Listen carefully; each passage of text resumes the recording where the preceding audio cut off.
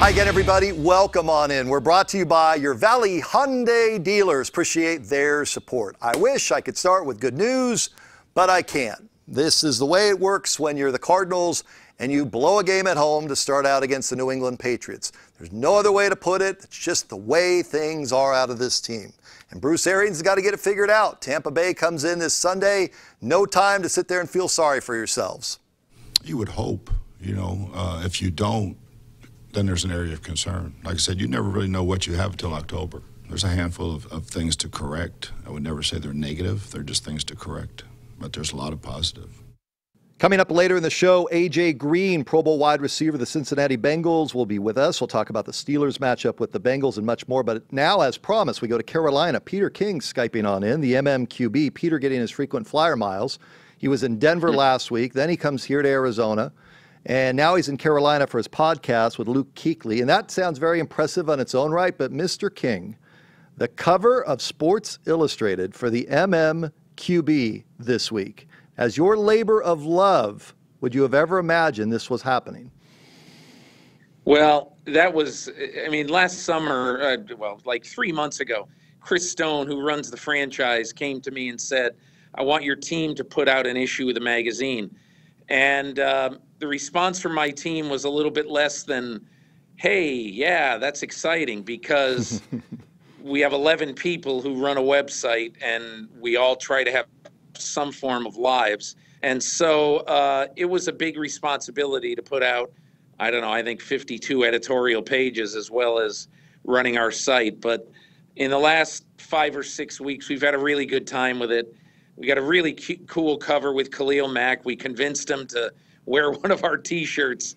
And, I wonder, Brad, is that why he's on the cover? I'm looking at the cover, and we'll put the cover up over this, but it's pretty. We would like one of those MMQBs. I'd wear one of those when we talk. All right. Well, I got these all rolling. Well, actually, these are new ones this year. Yeah. But, can I tell you a quick little story you'll get a great kick out of? Sure.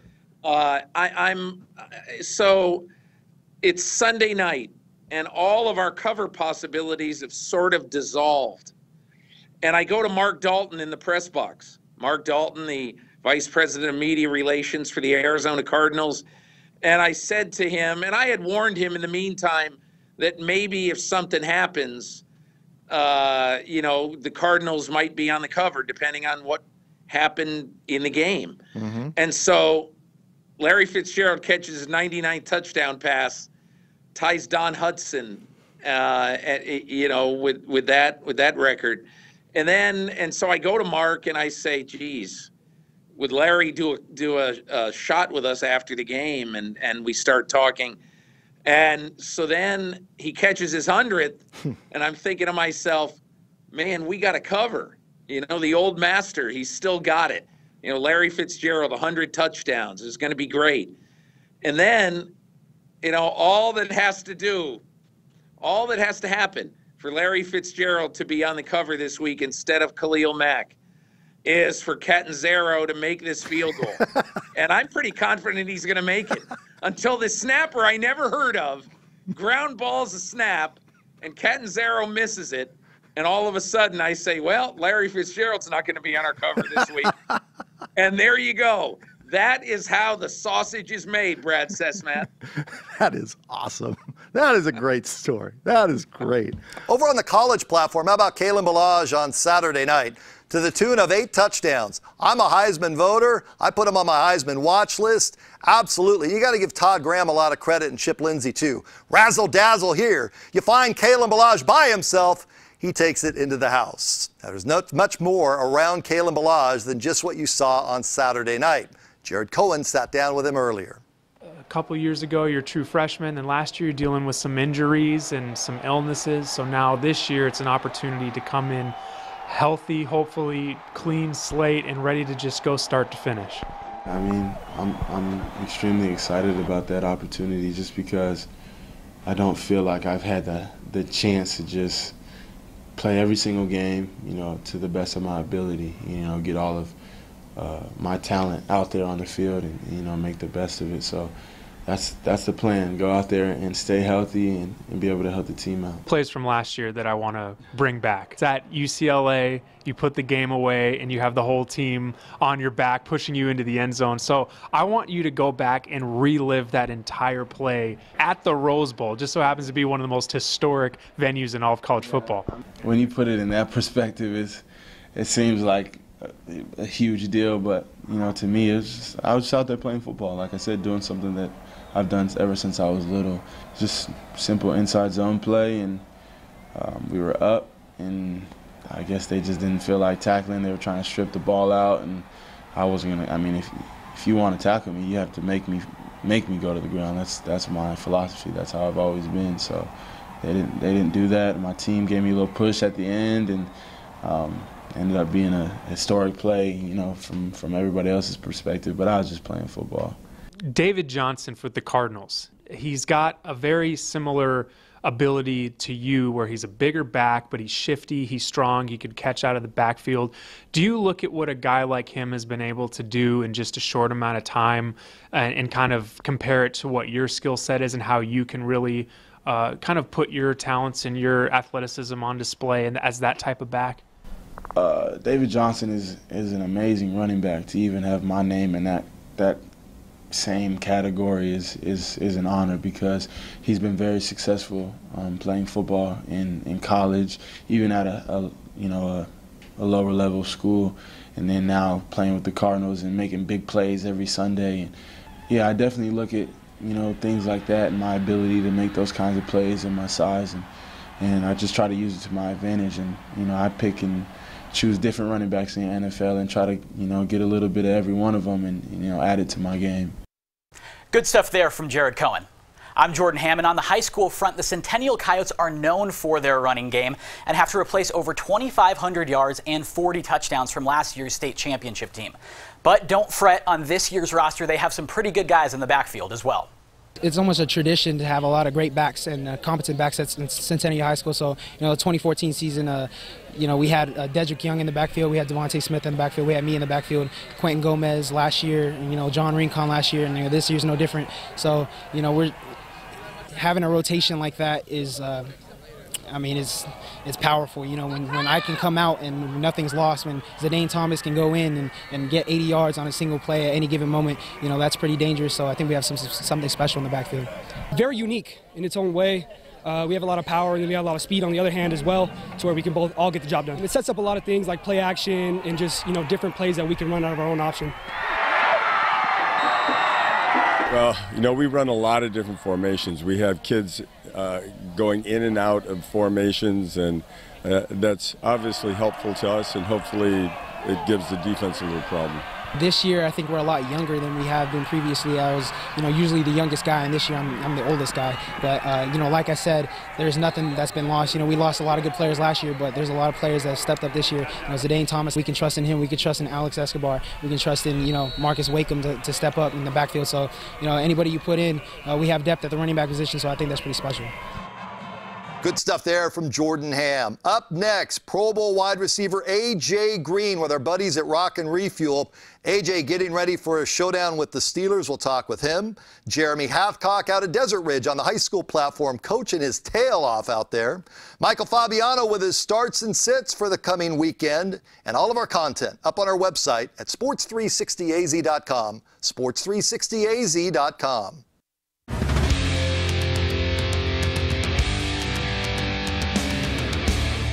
Our Hyundai highlight of the week. Appreciate the people at Hyundai supporting us. And Kalen Balaj breaking loose. 75 yards. They clocked him here at 21.2 miles per hour. That's our Hyundai highlight of the week.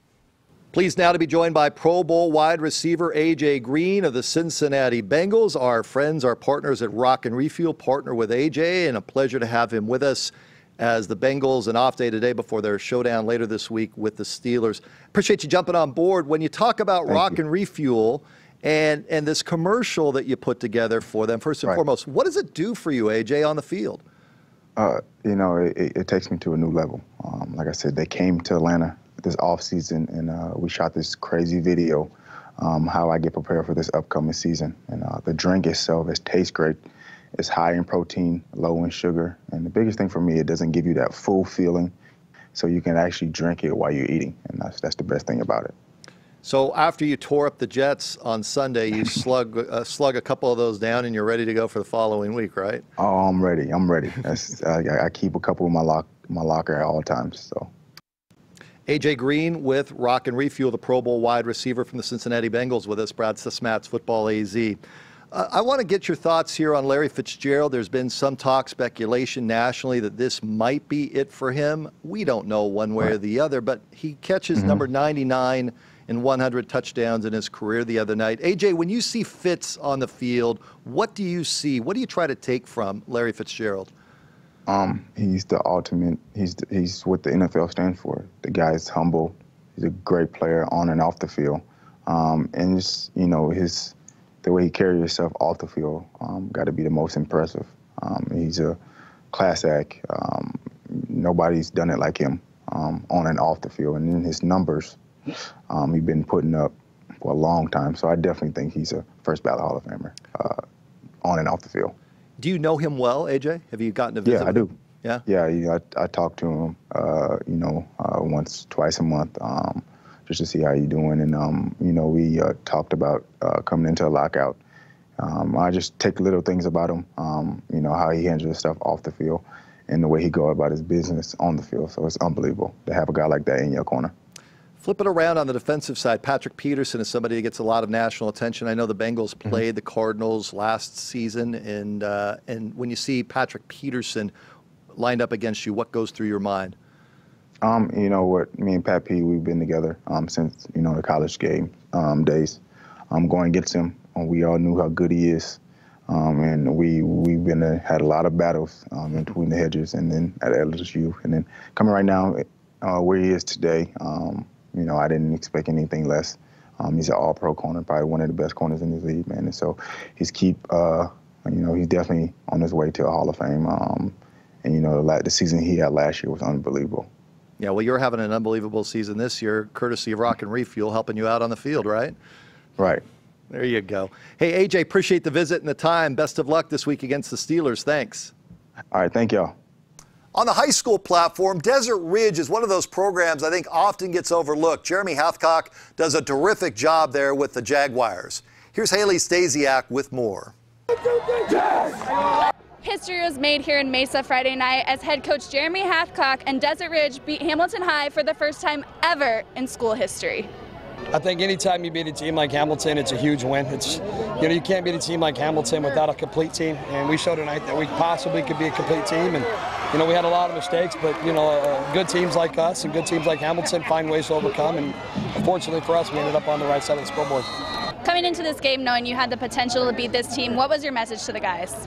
Honestly, from game 1 to game 3, our deal was improvement. We had a lot of infights in practice and real hot. It's heated, and guys just had to work out their own differences. And we kind of settled down and said, we got to come together. It wasn't a remember the Titans moment necessarily, but it kind of was, like coming off the mountain. So our kids showed tonight that we're pretty physical, and if we can really build around this, I think we can be a good football team. How will this set the tone for the rest of the season? Well, we're a run football team, and CJ Fowler proved he could throw the ball just enough, and if we can keep throwing and running the ball the way we do and I think we had like 5 11-play drives. So anytime you do that, especially against a team like Hamilton, chances are you're going to be on the right side, like I said, of the scoreboard. Friday night was the first time the two teams have met since 2012, when Hamilton beat Desert Ridge twice. Up next, Michael Fabiano from the NFL Network, and of course our Rock and Refuel recruiting roundup with Jared and Jason. All of our content up on our website at sports360az.com.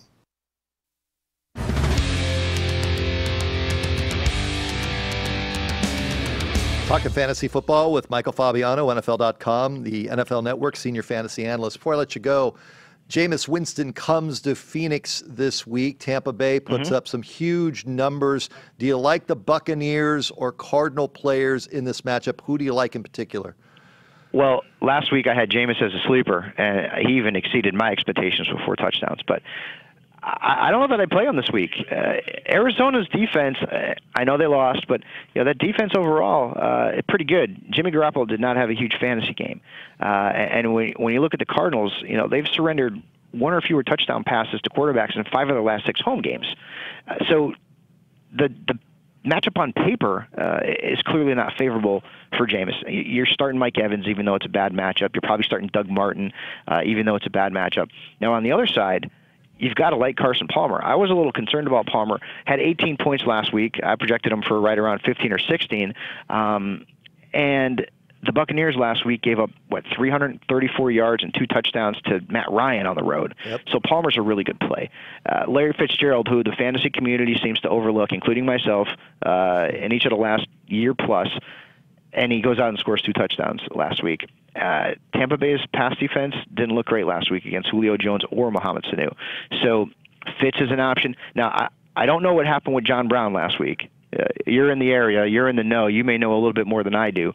But the fact that he was so outside of what they were doing on the offensive side of the football, unless Belichick completely decided to take him away, that's a little bit concerning. But still, Floyd's at 3, Brown's at 3 flex, and of course David Johnson is a must-start every single week. That dude is just, he is a beast. Let you go off that. Appreciate your time as always. Thanks. All right, pal. Take care.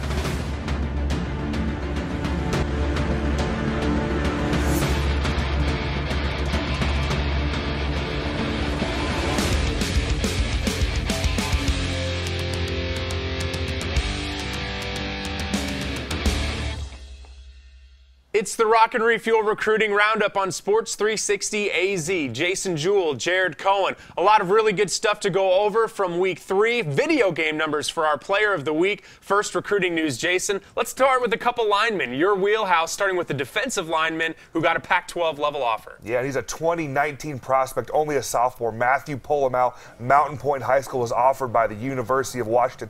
Everyone saw the game he had against Chandler High School. Chandler loses 52-7. Because of Polomau, and he was just so dominant on the defensive line. The kid, he's very, very strong. We've seen him as a freshman throw over 50 feet in the shot put. He has multiple BCS-level scholarship offers, and he's a guy, if anyone, can push Spencer Rattler as the top prospect in that 2019 class. How about another lineman? Switch it over to the offensive side of the ball. Another underclassman, Joey Ramos over at Deer Valley. Yeah, 2018 prospect, only a junior guy that I really love. 6'4", 280 pounds, has phenomenal feet, and has a nasty streak. He was offered by Iowa State. Now, Chandler, they did come up short last week against Mountain Point, but still a lot of Division I prospects on this team, and 2 of them were offered in the past week. Yeah, we'll start with senior Ryan Johnson. He's a guy can kind of do it all, play wide receiver, plays defensive back. He's a guy that anytime he touches the ball, he's averaging 10 yards a touch. Absolutely ridiculous. Was offered by Southern Utah, and the Thunderbirds of Southern Utah turned around and offered Harold Colbert, Chandler's left tackle. It's the first Division I offer for this kid. So I mentioned Player of the Week from last week put up insane video game level numbers. Let's go over this incredible stat line. Yeah, so Ty Grigsby, running back from Rincon High School. He had 300 yards rushing, 7 touchdowns on the ground, then added an 8th touchdown receiving. What I love about this guy, Jason, is you watch his film, he rushes the ball, he receives the ball, he returns kicks, he punts the ball, he makes tackles, he already has a forced fumble on the season. Guy does a little bit of everything. Yeah, jack of all trades. So let's go over our breakout prospect now. And, you know, Jason, it's hard to put this kid as a breakout prospect because we have talked about him and we like him very much, but he does not have that first offer yet. It's Dante Blissett over at Desert Edge. So you talked about video game numbers. This is exactly listen to what he's done over the last 5 games. So this year, in 4 games, Dante has 12 sacks. Last week against Millennium, he had 5. And then if you include the state championship game last year against Paradise Valley, he had 5.5 sacks. So 17.5 sacks in the last 5 games. It just shocks me that no one, as much as teams like to throw the football nowadays, has offered a kid that could rush the quarterback like this. Well, you know, it's just a matter of time with a guy like Blissett, and going up against those big offensive linemen every day in practice has to be helping him out too. How about this week's games? There's a lot of very good ones. There's one on our radar, though, kind of a litmus test for one of these teams that's going up against that Desert Edge squad. Yeah, so Desert Edge travels out to Mesquite. Mesquite now undefeated. No one really expected that. They got a brand new head coach in Chad DeGrenier. Chad's doing a great job this year, obviously, with them with an undefeated record. So we got 2 undefeated teams going head-to-head, and Mesquite is led by their quarterback safety, Preston Smith, who is one of my favorite players, very versatile athlete. No question about it. Until next time, that's Jason Jewell. I'm Jared Cohen. It's the Rock and Refuel Recruiting Roundup. Good stuff there with Jared and Jason. Hey, sticking with recruiting for a minute, it's a big weekend for both U of A and ASU. The Sun Devils on Friday night. That's right, Friday night, they play down at UT San Antonio. Todd Graham recruits Texas in a big way. A lot of talented players in that part of the country. So for the Sun Devils to get their brand down there and to take care of business, that's a big game for them. Saturday night in Tucson, Hawaii comes to U of A. Now, Charlie Regal recruits out at Hawaii. The U of A assistant coach does a terrific job. Of course, Anu Solomon, the following out there on the islands. You have Marcus Mariota, went up to Oregon. It's a big game for U of A to show their brand out on the islands. That game is Saturday night as well. And for Rich Rod, I think, and Todd Graham, both wanting to show that their programs are ready to go for conference play, which starts next week. That's our show for tonight. Thanks again for being with us. And as always, you can check out all of our content on sports360az.com, sports360az.com.